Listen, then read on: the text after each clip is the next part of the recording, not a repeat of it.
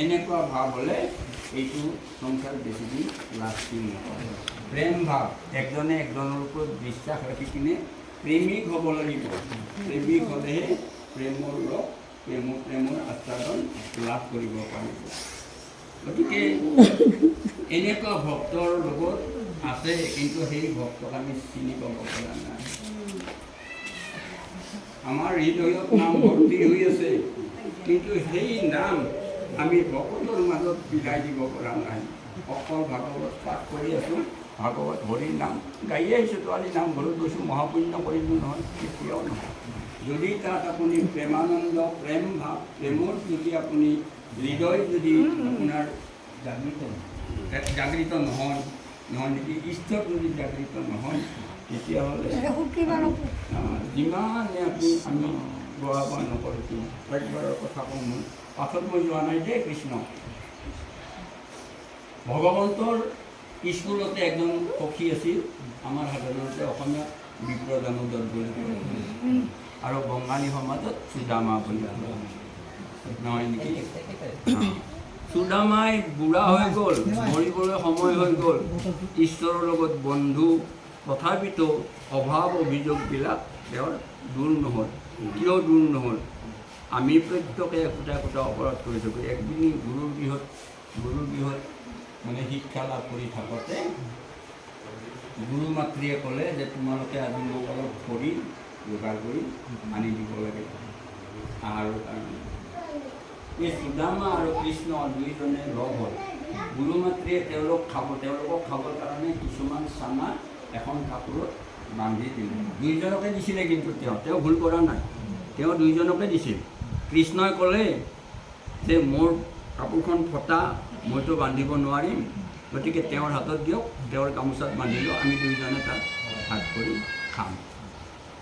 এনেকুৱা যেতিয়া তেওঁলোকে খৰি কাটিবলৈ গ'ল, জংঘলৰ মাজত খৰি কাটিছে, বজা বান্ধিছে, এনেকুৱা সময়ত ইমান তাৰমানে বতাহ বৰষুণ আহিছে। এই বতাহ বৰষুণৰ কাৰণে তেওঁলোকৰ আন্ধাৰত ৰাস্তা নেদেখা হৈ গ'ল, আন্ধাৰ হৈ গ'ল। যেতিয়া ৰাস্তা নেদেখা হৈ গ'ল, সেইটো ঈশ্বৰৰ লীলা, ঈশ্বৰৰহে মায়া নহয় নেকি। আমিও তেনেকুৱাই প্ৰভু, আমি এই অন্ধকাৰত একো আমি দেখিব পৰা নাই।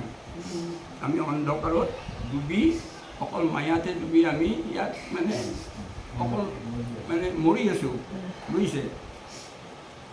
যেতিয়া বৰষুণ আহিল, তেতিয়া সুদামাই নাজানে যে এওঁ সাক্ষাৎ ঈশ্বৰ। আমি এইবিলাক ভাৱ আনিব পৰা নাই। দুইজনে গৈ কিনে ভাবিলে এই বতাহ বৰষুণৰ পৰা ক'ত ৰক্ষা কৰিম। এজোপা গছত উঠিলে, কৃষ্ণই পিছে পিছে গ'ল, সুদামাৰ ওপৰলৈকে গ'ল। বতাহ বৰষুণৰ ভিতৰত সুদামাৰ ভোক লাগিল, বুজিছে। ভোক লাগিল, তেতিয়া ভাবিলে যিকেইটা চানা দিছে এইকেইটাতো মোকে নুজুৰিব নহয় নেকি। তাতে মৰত খাবলৈ ধৰিলে, খাই শেষে ইতিমধ্যে।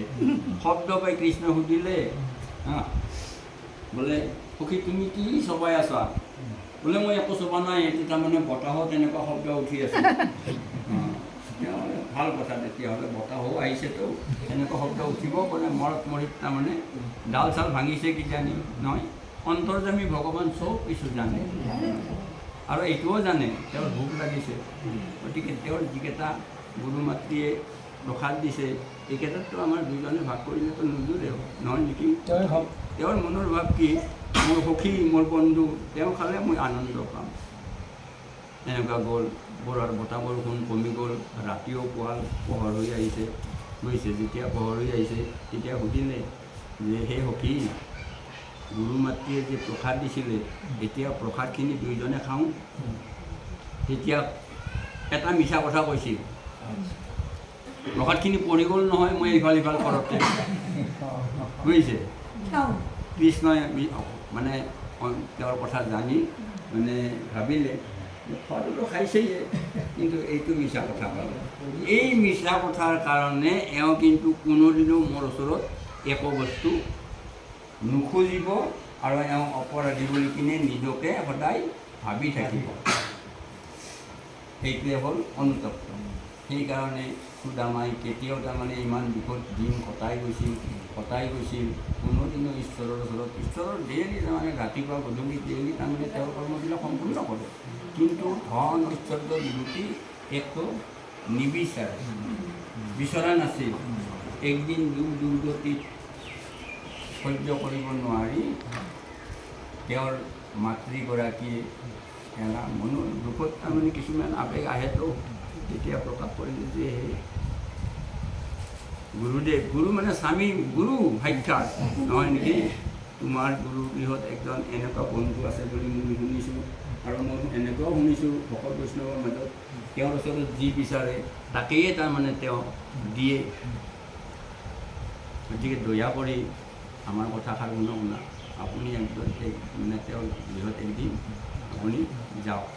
কিজানি তুমি গ'লে তোমাৰ মানে সৰুকালৰে বন্ধু বুলি কিনে কিবা দিয়ে বা কোনে ক'লে, এই মাতৃগৰাকীয়ে পত্নী কেনেকৈ গুৰু হ'ব পাৰে, এই কথাটোহে আমি ক'বলৈ গৈছোঁ, বুজিছে। পত্নীগৰাকী গৃহৰ এগৰাকী শ্ৰেষ্ঠ গুৰু, স্বামীক পোহৰৰ সন্ধান দিয়তা মাতৃগৰাকীয়ে তেওঁ গৃহৰ গোটেইখিনি কৰ্ম কৰিব, কিন্তু স্বামীক তেওঁ মানে ভাল স্থানত